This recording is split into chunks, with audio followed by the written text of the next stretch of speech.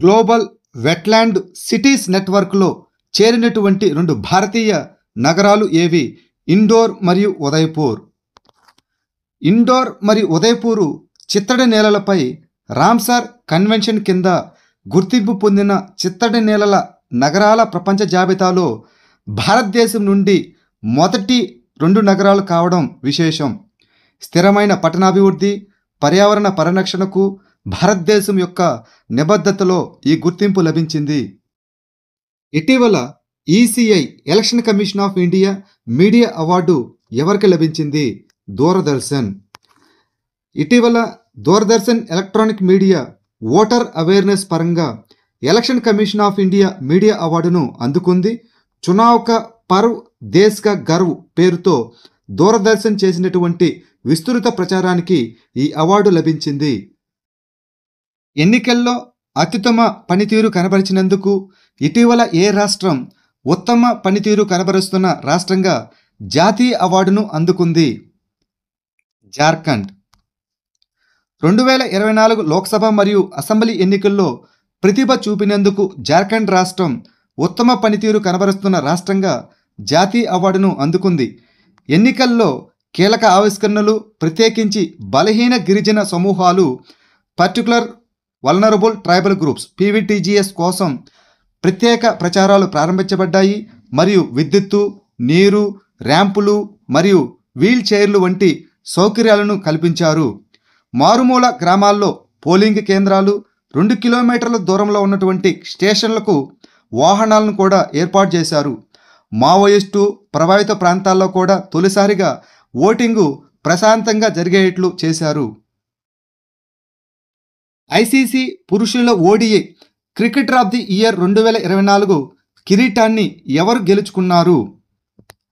Azmatullah Omarzai, Afghanistan దేశస్థుడు.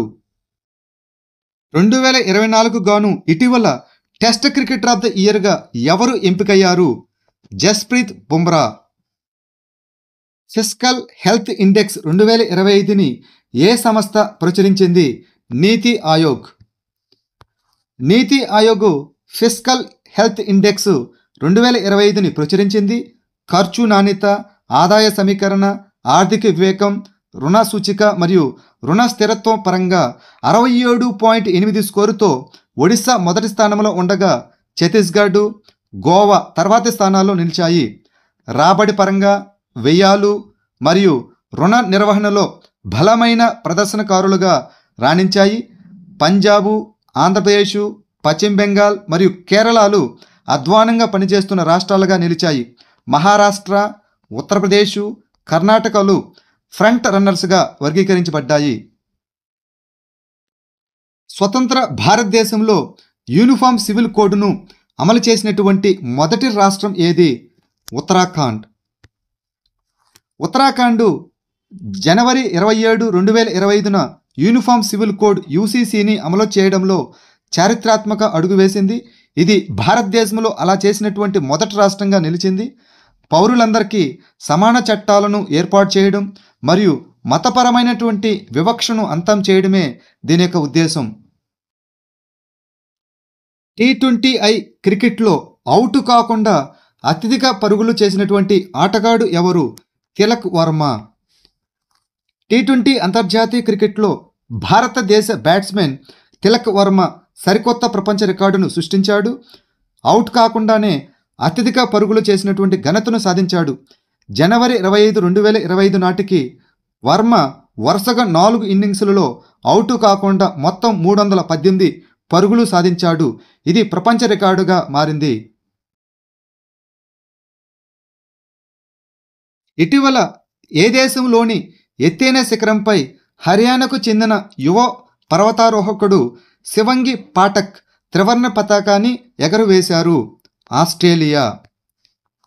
హర్యానాకు చెందిన యువ పర్వతారోహకుడు శివంగి పాఠక్ భారతదేశ 76వ గణతంత్ర దినోత్సవాన్ని ఆస్ట్రేలియాలోని ఎత్తైన శిఖరమైనటువంటి మౌంట్ కోసియాస్కోపై భారత త్రివర్ణ పతాకాన్ని ఎగురవేసి గణతంత్ర దినోత్సవాన్ని జరుపుకున్నాడు. ఐసీసీ పురుషుల T20 team of the year కెప్టెన్గా ఎవరు ఎంపికయ్యారు? రోహిత్ శర్మ. రోహిత్ శర్మ ఐసీసీ పురుషుల టీ20I టీమ్ ఆఫ్ ద ఇయర్ 2024కి కెప్టెన్గా ఎంపికయ్యాడు.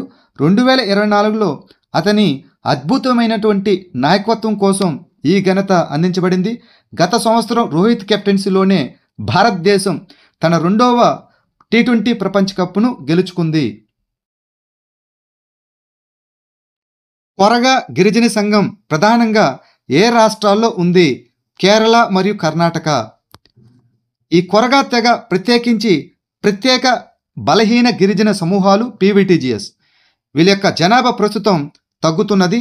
వారు ప్రధానంగా కర్ణాటకలోని దక్షిణ కన్నడ మరియు ఉడిపి జిల్లాల్లో, అదేవిధంగా కేరళలోని కాసర్గోడ్ జిల్లాల్లో నివసిస్తున్నారు. ఈ కొరగాలు ఎక్కువగా తులు భాష మాట్లాడుతున్నారు. సాంప్రదాయకంగా వారు వ్యవసాయదారులు మరియు బుట్టల కోసం అటవీ ఉత్పత్తులపై ఆధారపడుతున్నారు. వారి సంస్కృతిలో జానపద నృత్యాలు, ఆచారాలు ఉంటాయి. ఈ కొరగాలు కుమారులు మరియు కుమార్తెల కోసం మధ్య సమాన వారసత్వంతో మాతృవంశ వ్యవస్థను పాటిస్తున్నారు. నహర్గర్ వన్యప్రాణుల అభయారణ్యం ఏ రాష్ట్రంలో ఉంది? రాజస్థాన్. చట్టపరమైనటువంటి సమస్యలను పరిష్కరించేందుకు నహర్గర్ వన్యప్రాణుల అభయారణ్యం సరిహద్దులను సవరించాలని అటవీ శాఖ యోచిస్తున్నది. ఈ నహర్గర్ వన్యప్రాణుల అభయారణ్యం రాజస్థాన్లోని ఆరావళి కొండలలో ఉంది. ఈ అభయారణ్యంలో నహర్గర్ బయోలాజికల్ పార్క్ కూడా ఉంది. ఇటీవల వార్తల్లో కనిపించిన పాంగ్సౌ పాస్ ఏ 2 దేశాల మధ్య ఉంది? భారతదేశం మరియు మయన్మార్. పాంగ్సౌ పాస్ అంతర్జాతీయ ఉత్సవాన్ని ఇటీవల అరుణాచల్ ప్రదేశ్లోని నాంపాంగ్లో జరుపుకున్నారు. ఈ పాంగ్సౌ పాసు పట్కై హిల్స్లో భారతదేశం మరియు మయన్మార్ సరిహద్దులో ఉంది. ఈ పాసు అస్సాం నుండి బర్మాకు, ప్రస్తుతం మయన్మారు, సులభమైన మార్గంగా పనిచేస్తుంది. ఈ పాసును హెల్ గేట్ అని కూడా పిలుస్తారు. నేషనల్ ట్రైబల్ హెల్త్ కాన్క్లేవ్ 2025ను ఏ 2 మంత్రిత్వ శాఖలు నిర్వహించాయి? గిరిజన వ్యవహారాల మంత్రిత్వ శాఖ మరియు ఆరోగ్య కుటుంబ సంక్షేమ మంత్రిత్వ శాఖ. The ministry of tribal affairs and the ministry of health and welfare. National tribal health conclave 2025 జనవరి 20, 2025న న్యూఢిల్లీలోని భారత మండపంలో జరిగింది. దీనిని గిరిజన వ్యవహారాల మంత్రిత్వ శాఖ మరియు ఆరోగ్య మరియు కుటుంబ మంత్రిత్వ శాఖ నిర్వహించింది. ఈ కార్యక్రమం ధరి ఆబా జనజాతీయ గ్రామ్ ఉత్కర్ష్ అభియాన్లో భాగం. ఇది భారతదేశంలోని గిరిజన వర్గాల ఆరోగ్యం మరియు వాళ్ళ యొక్క శ్రేయస్సు సవాళ్లను పరిష్కరించే లక్ష్యంతో ఉంది.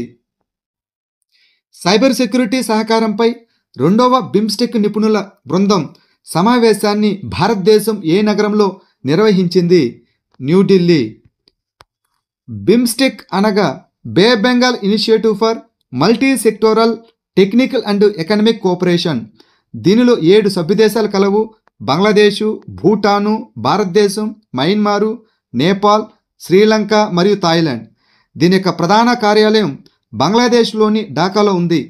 బిమ్స్టెక్ సభ్యదేశాల మధ్య సైబర్ భద్రతను బలోపేతం చేయడానికి 5 సంవత్సరాల కార్యాచరణ ప్రణాళికను ఖరారు చేయడమే ఈ సమావేశం యొక్క లక్ష్యం. భారతదేశం Indian cyber crime coordination centre I4C క్రింద పాఠశాల పిల్లల కోసం సైబర్ హైజీన్ ఇనిషియేటివ్ను సమర్పించింది. బిటర్కర్ణిక నేషనల్ పార్కు ఏ రాష్ట్రంలో ఉంది? ఒడిస్సా. ఒడిశాలోని బిటర్కర్ణిక నేషనల్ పార్కులో ఉప్పునీటి మొసళ్ళ జనాభా 2024లో 1811 నుండి 2025లో 1826కు పెరిగింది. చిలికా సరస్సు తర్వాత ఒడిశాలోని 2వ రామ్సార్ సైట్ ఇది. ఉదంతి సీతానది టైగర్ రిజర్వ్ ఏ రాష్ట్రంలో ఉంది? ఛత్తీస్గఢ్. ఉదంతి సీతానది టైగర్ రిజర్వ్ ఛత్తీస్గఢ్లో ఉంది.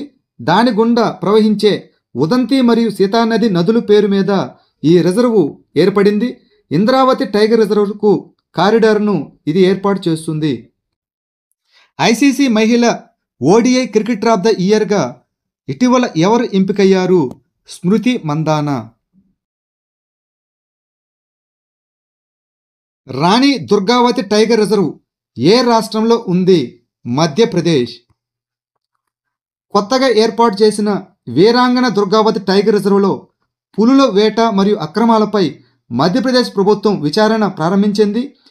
ఇది మధ్యప్రదేశ్లోని 7వ టైగర్ రిజర్వు. దీనికి గోండి ప్రజల రాణి అయినటువంటి రాణి దుర్గావతి పేరు పెట్టారు.